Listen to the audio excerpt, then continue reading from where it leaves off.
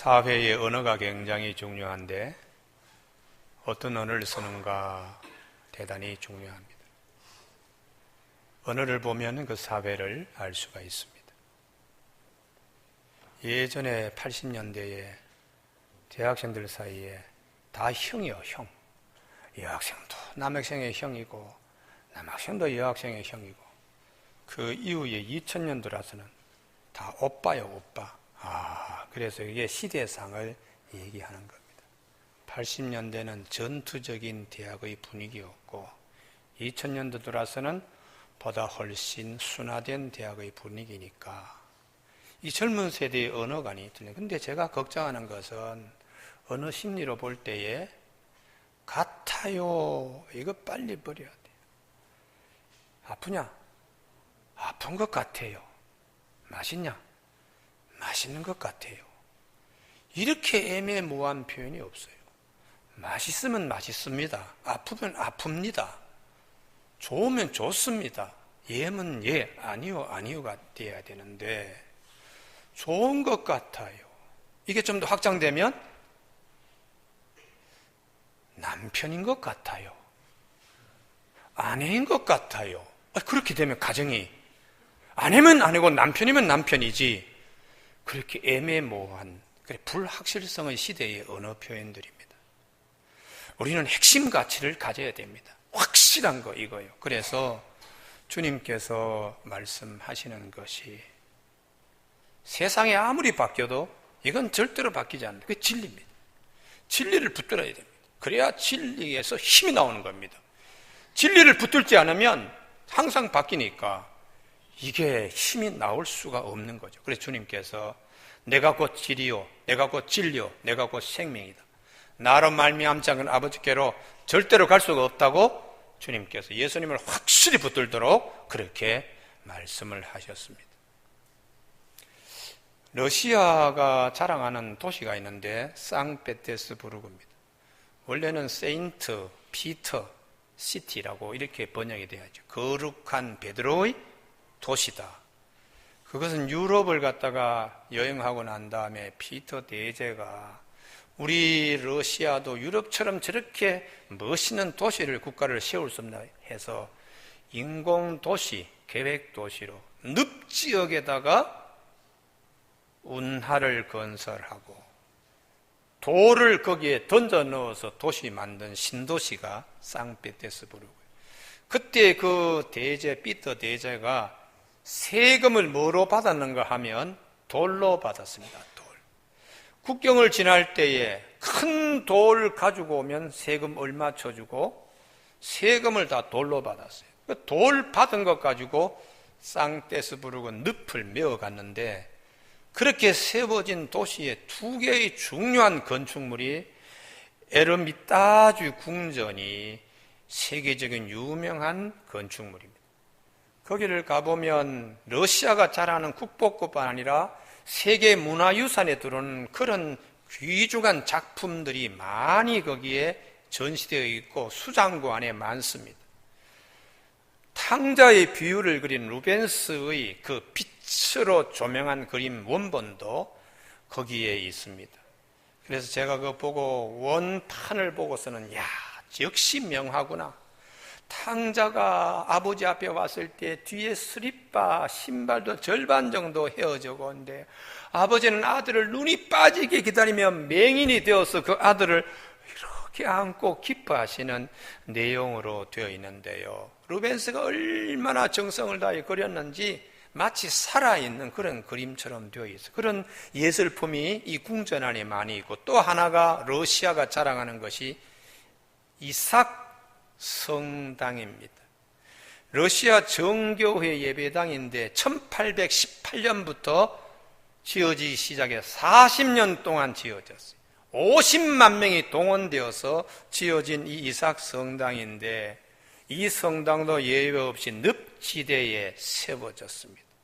그런데 이 성당을 지을 때에 러시아의 큰 우람찬 소나무를 11,000그루나 베어가지고 그것을 거기에다가 11,000개의 말뚝을 내리박아가지고 기본 조성을 하고 그것도 부족해서 평평하게 만드는 소나무 6m 높이로 다시 13,000개를 잘라가지고 영원히 소나무가 썩지 않도록 역청 홀타루로 다 바르고, 어떤 것은 납으로 전체를 입혀가지고 13,000개를 말뚝으로 내려온 후에 화강암, 사람이 키보다 큰 화강암으로 쫙 다 그냥 깔아가지고 가로 세로 높이 100m입니다. 돌기둥 하나가 17m인데 무려 114톤이나 돼요. 우리가 25톤 단프트럭 4대 분량으로도 싣지 못할 엄청난 그런 돌기둥을 멀리서부터 이것을 다듬어 가지고 온 게 아니라 그것을 더 큰 그 돌을 실어봐서 거기서 다듬어서 이걸 세우는 거예요. 이런 돌기둥이 모두 112개로 세워져 있는데, 멀리서 보면 거기 돔이 황금으로 이렇게 입혀 있어요. 100kg의 황금판을 만들어서 돔을 만들었는데, 러시아가 독일의 침공을 받을 때에 1천만 명이 2차 세대 때 죽었습니다. 이 상페테스부르크에 100만 명이 죽습니다. 그건 전쟁으로 죽은 게 아니라 도시를 지키면서 굶어서 죽었어요. 러시아가 이 도시를 늪지역에 잘못 들어가면은 전차도 빠지고 하니 안 되니까 외부에 이렇게 포위하면은 굶어서 죽을 것이다. 근데 3년 동안 이 사람들이 배추도 심고 감자도 심고 해서 하여튼 그냥 견디다가 900일 항전하다가 100만 명이 희생이 되었습니다. 그렇게 100만 명이 죽어가는데도 각 가정에 검은색의 천은 다 나라에 다 공출에 다 바쳤습니다. 이유는 독일의 비행기가 와서 100kg의 황금도민 이삭 성당을 공격할까봐 검은 천 위장막을 그 어린아이 할 것 없이 검은 색깔의 천은 다 모아가지고 가로 100m, 세로 100m, 높이 100m의 이 성당을 다 덮었습니다. 황금돔의 금을 빼앗기기 위하여 빼앗길까봐가 아니라 돔 아래에 있는 성화 때문에, 그 성화가 부서져서는 절대로 안 된다. 그 성화를 그린 사람이 프랑스 사람인데 30대에 와서 10년 동안 공중에 매달려서 그렸습니다. 둥근 공면에다가 그림을 100m 아래서 이렇게 보려고 그러면 손이 보통 손이 되려고 그러면 그 위에서 일주각에 그려야 밑에서는 평면을 보는 것처럼 그려야 되니까 눈과 코 이런 성화를 10년 동안 거꾸로 매달렸어요.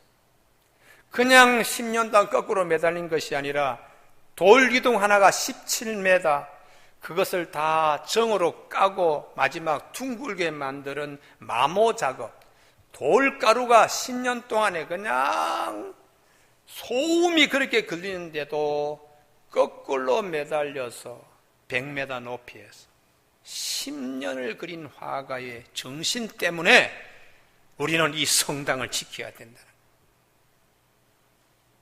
말이 10년이지 거꾸로 매달려가지고 나이 30에 들어와서 40에 그 그림을 완성하고 그가 내려올 때에 몸이 완전히 뒤로 제쳐진 상태가 보통 사람의 이렇게 직립보행에 서 있는 상태가 될 정도로 몸이 완전히 망가졌어요. 도대체 이 화가가 가지고 있는 핵심 가치가 무엇인가? 러시아 백성들이 100만 명이 굶어가면서도 이 도시를 지켜내야 되고 이 성전을 지켜야 될 핵심 가치가 무엇인가? 우리에게 시사하는 바가 많습니다. 오늘 우리 사회에 믿음의 가족을 이렇게 세우기 위해서 우리가 정말 핵심 가치를 가지고 이렇게 노력해야 된다 하는 것이 성경의 말씀입니다. 하나님이 아담과 하와를 내어 보낼 때에 에덴 동산에는 어떤 것도 가지고 나가지 못하게 했습니다. 그가 손으로 엮은 무화과 나무 잎으로 만든 치마도 벗어놓고 나가게 했어요. 가죽옷만 하나님이 입혀주시고 한 가지는 하나님이 깨지 않았습니다. 아담과 하와의 가정을 깨지 않았습니다. 그만큼 가정은 우리가 지켜야 할 핵심 가치입니다. 10년 동안 거꾸로 매달려가지고 그 돌가루가 휘날리고 소음이 그렇게 짙은 곳에서 그 화가가 거꾸로 10년 매달린 열정으로 성화를 그렸듯이 성경이 우리에게 말씀하는 것은 믿음의 가정을 그렇게 세워가기를 하나님은 원하십니다. 그래서 가정이 소중하기 때문에 가정을 지켜야 된다는 거예요. 왜냐 그러면 하나님은 가정을 통하여 하나님이 일하시고자 합니다. 가정을 통하여 하나님은 복을 주시고자 합니다. 가정이 건강하면 사회도 건강합니다. 가정에 문제가 있으면 사회도 문제가 있습니다. 그래서 가정을 하나님은 대단히 소중히 여기는데 예수님 시대에 질문을 했습니다. 가정을 정말 지킬 만한 가치가 있습니까? 아니 모세도 이혼 증서를 써주고 쉽게 이혼하라 그러는데 마음에 들지 않으면 서로 헤어져도 되잖아요 라고 했을 때 주님이 무슨 소리 하는 거냐? 하나님이 짝지어 주신 배필을 사람의 손으로 나누어지게 할 수 없다. 질문합니다. 모세는 왜 이혼 증서를 써줬습니까? 너희들이 잘못 알고 있는 것이다. 당시에 예루살렘에는 두 가지 풍토의 학파가 하나는 샴마의 학파인데 굉장히 보수적입니다. 웬만해서는 이혼해서는 안 된다 하는 생각이에요. 그런데 힐렐 학파는 자유학파입니다. 부인이 반찬 솜씨가 나빠도 이혼 사유가 된다. 쉽게 이혼을 하는데 도장을 갖다가 서기관이나 제사장이 쿡쿡 찍어주는 대로 자유롭게 핵심 가치가 가정에 대한 것이 없어요. 그때 예수님께 와서 물었을 때에 모세가 이혼 증서 써준 거 사실은 하나님이 그렇게 원하는 게 아니야. 불가피해서 그렇게 하는 것이다. 그 불가피한 것이 뭐냐? 남자가 주먹이 세요. 부인하고 이혼하지 아니면 남편의 손에 부인이 맞아 죽을까 봐 불가피하게 모세가 이혼 증서라는 제도를 마련해 준 것이다. 그렇게 주님이 설명한 겁니다. 여러분 오늘 본문 말씀은 시편 128편 믿음의 가정을 세워라. 할렐루야. 아무리 힘들더라도 거꾸로 매달려서 10년 동안에 그렇게 척추가 휘어지고 그렇게 그냥 몸이 망가질 정도로 그 성전을 그렇게 성화그린 그걸 후대가 얼마나 귀하게 붙들고 얼마나 귀하게 여기는가.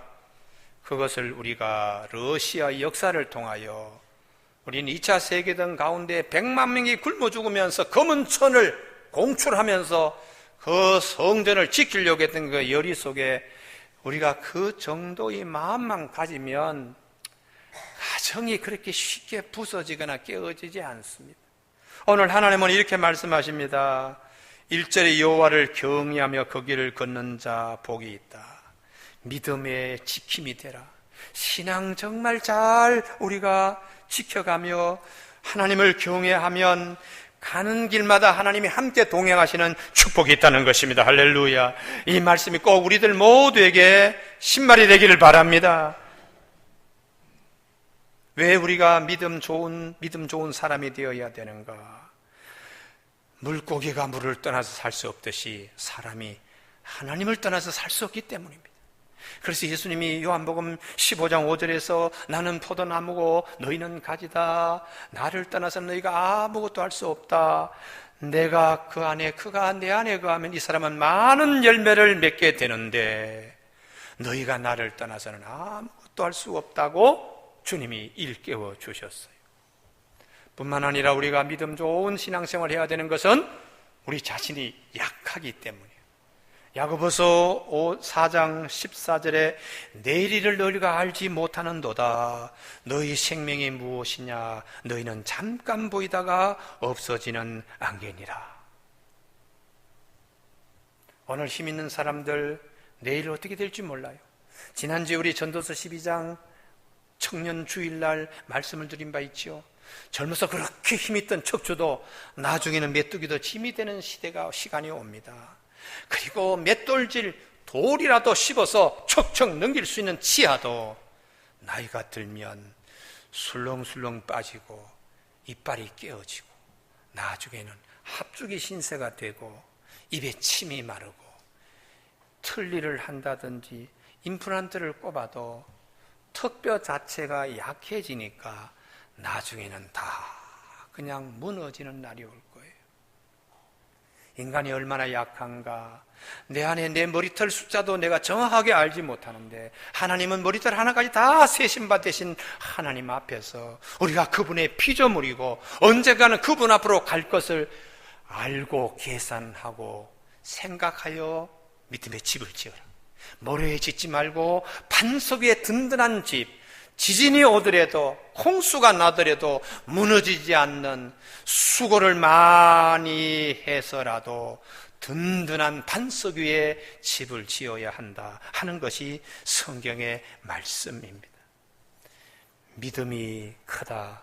믿음이 이만한 믿음을 보겠느냐. 주님은 오셔서 제자들에게 집중적으로 믿음에 대한 많은 말씀을 하시고 혈병 걸린 여인도 내가 주님의 이 옷자락만 붙들더라도 내가 나을 것이라는 믿음 보시고 따라 내 믿음이 참 크고 좋구나. 내 믿음대로 될지어다. 그 순간에 병의 근원뿐만 아니라 앞으로도 이런 병으로 절대로 걱정하지 않는다고 주님이 확증해 주시고 확증해 주셨습니다.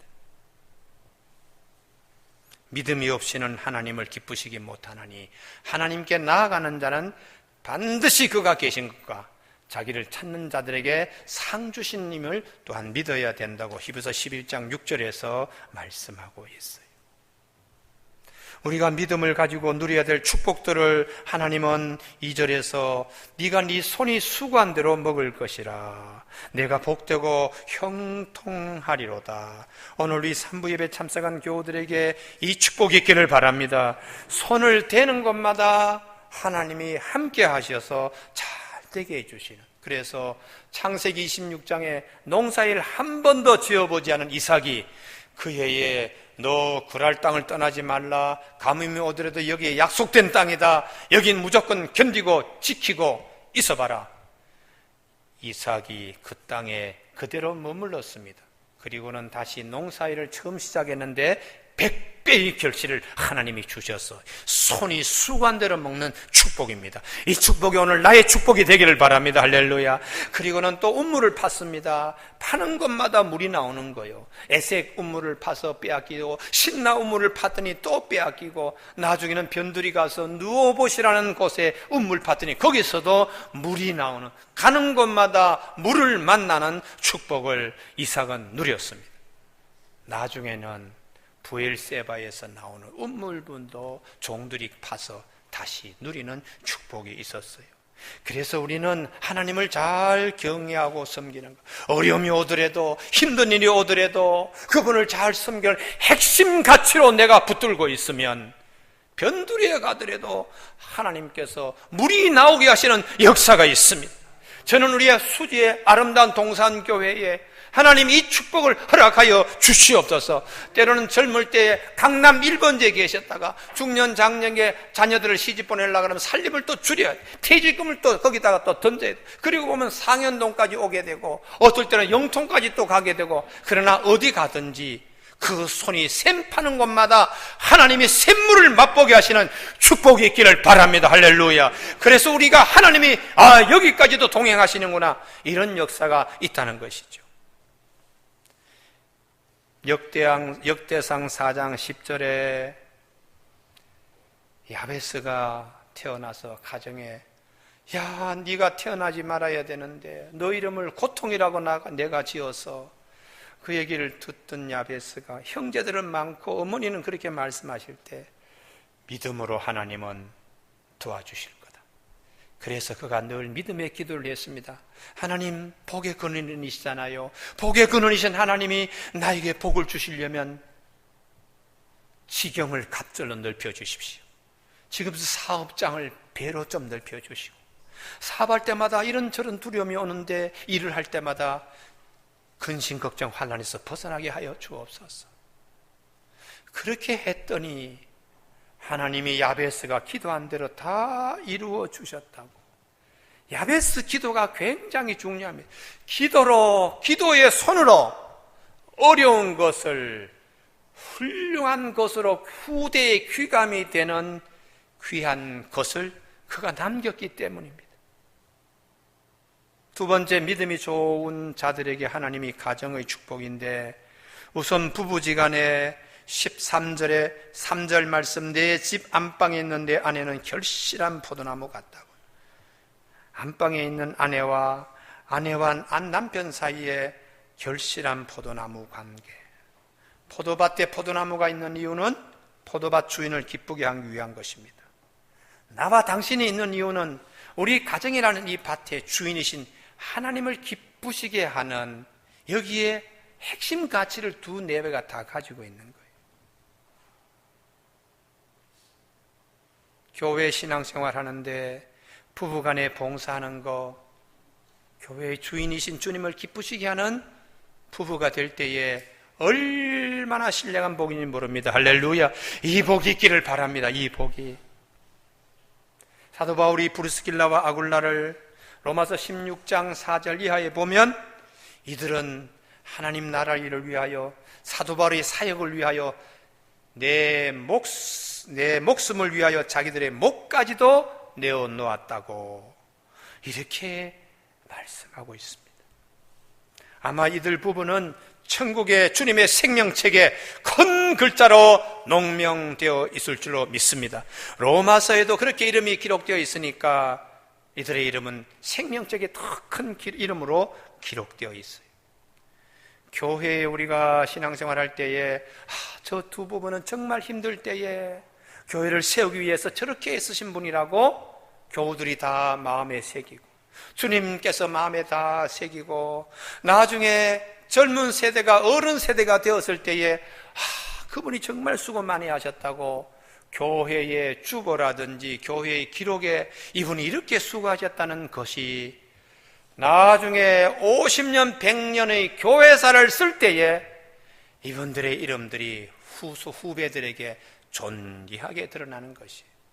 여러분, 오늘 믿음이 좋은 가정에 두 내외가 하나님 나라 일을 위해서 정말 귀하게 쓰임받기를 바랍니다. 할렐루야. 그리고 그런 가정은 자녀들도 어린 감람나무, 식탁에 둘러앉은 자식들 어린 감람나무 같다고요.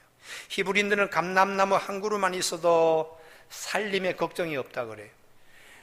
우선 이 감람나무가 점점 커서 그늘을 만들어줍니다. 성지에는 그렇게 나무가 많지 않습니다.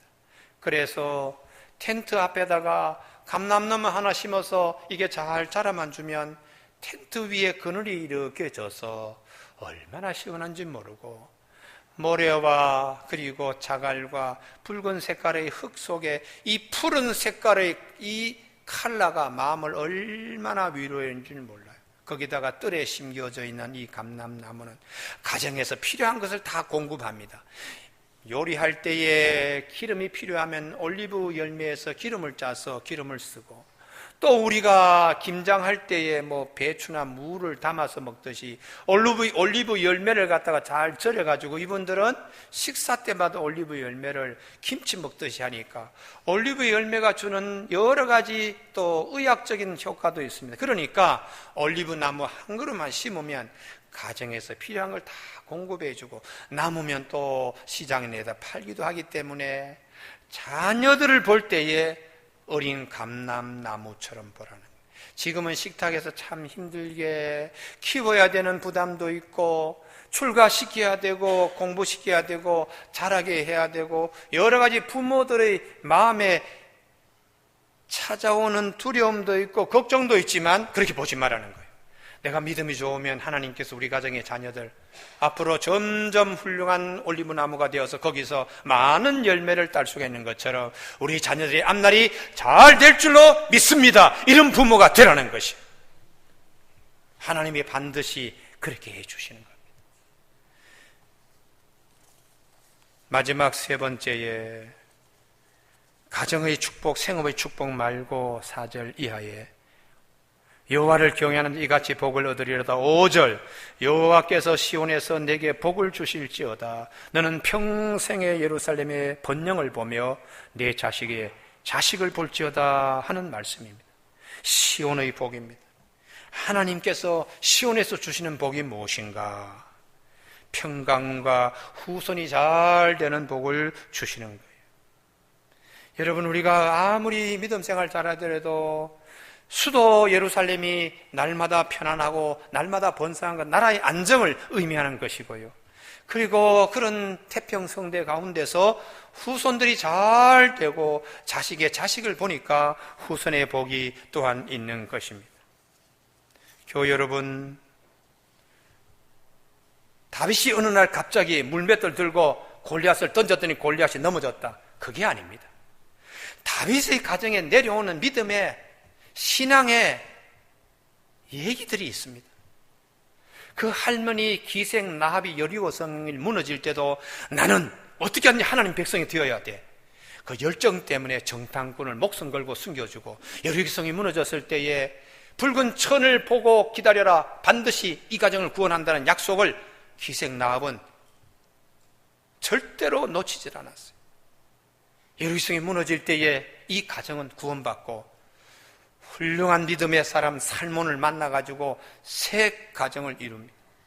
그리고 난 다음에 보아스를 낳았는데 보아스의 부인이 또한 모아브 여인 룻이 신앙이 그렇게 좋아요. 어머님의 하나님이 나의 하나님이고 어머니가 묻히는 곳에 나도 묻히고 어머니의 백성이 나의 백성이 될 것이라고 믿음이 충만한 이 룻, 10대가 아니라 영혼까지도 여호와의 총에 두루지분을 모아 사람들인데 믿음이 너무 좋으니까 하나님이 주목하셨어요. 그래서 보아스 사이에 오벳을 생산하고 오벳이 이새를 낳고 이새가 다윗을 낳았어요. 다윗은 목동이지만 우리 가정에 흘러내려오는 신앙의 전승이 있다는 거죠. 우리 고조 할머니, 증조 할머니, 참 믿음 좋은 분들이었다. 이런 담대함이 다윗이 어린 다윗에게 신앙의 터가 되어서 다윗을 붙들어주는 겁니다. 그래서 다윗이 고모의 발톱에도 사자의 발톱에서도 하나님이 나를 지켜주신 하나님은, 내 조상 때부터 함께 하신 하나님은 지금 나와도 함께 하신다. 이게 아브라함의 하나님, 이삭의 하나님, 야곱의 하나님이 요셉과 함께 하시는 것과 똑같은 믿음이 그냥 살아서 흘러가고 있잖아요. 그러니 믿음 좋은 가정이 얼마나 후손들이 잘 되는가를 말씀하고 있습니다. 여러분, 우리나라에 주기철 목사님이 있습니다. 그 주기철 목사님이 순교할 때에 목숨 걸고 지켜준 장로님이 유계준 장로님이에요. 평양 산정한 교회에 주기철 장로님이 순교하실 때에 아무도 거기를 돌보지 않을 때 유계준 장로님이 순사를 만나가지고 내가 장례 치르겠습니다. 시신을 저에게 넘겨주십시오. 아니, 일본이 싫어하는데 당신이 그런 당신 사업에 큰 어려움이 있을 텐데. 아닙니다. 왜 그러면 이렇게 섬기려고 그러냐 했더니 우리 동양에는 군사부 일체라는 말이 있습니다. 임금님과 스승님과 아버님은 같이 하나로 여기라 그러는데 목사는 우리의 스승님이고 우리 아버님과 같은 존재니까 내가 어떻게 하든지 내가 잘 장례를 치러야 되겠습니다. 그렇게 해서 유계준 장로님이 장례를 치렀어요. 이후에 1985년에 장신대 신대원 석사학위 논문에 유계준 장로님의 가계보가 석사학위 논문으로 제출되었습니다. 남들은 아무도 보지 않는데 이 장로님이 도대체 해방되고 난 다음에 40년에 이 가정이 어떻게 되었나 하고 한 학생이 석사학위 논문으로 그 장로님 가계보를 조사했는데 보니까 신앙을 잘 이어받은 가정, 신앙의 명문 가정들로 서 있는 것입니다. 그 유계준 장로님의 첫 번째 사위가 우리나라의 유명한 경제기원 장관을 하신 분이 첫 번째 이한빈이라고, 아마 젊은 세대는 잘 모를 거예요. 소망교회 원로 장로님으로 계시면서 참 우리나라의 경제 발전의 1등 공신인 이한빈이라고 하는 경제부총리, 부총리 경제기획원 장관, 그분이 그의 사위였고요. 그분의 아들들 가운데 서울대학에서 총장, 유기준 총장이라 하면은 법학도는 다 압니다.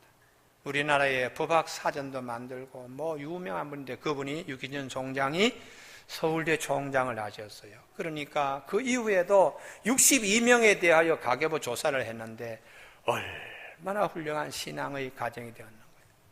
이삭 성당의 성화를 그리기 위해서 10년간 거꾸로 매달려가지고 그렇게 하면서 핵심 가치를 붙들었던 그 인물 때문에 그 성전과 그의 정신이 후손들이 어떻게 지켜야 되겠다 하는 것처럼 유계준 장로님이 믿음 좋은 이 본을 보여주고 믿음의 가정을 지키기 위해서 나라도 이렇게 해야지 하는 그 가정에 신앙의 전승담이 있는 거예요.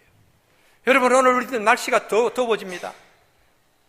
각 가정에 하나님이 주는 신앙의 전승담이 꼭 있기를 바랍니다. 할렐루야. 이야, 더운데도 저렇게 그냥 교회 가냐? 저렇게 힘든데도 교회 가냐? 저렇게 힘든데도 하나님을 섬기느냐?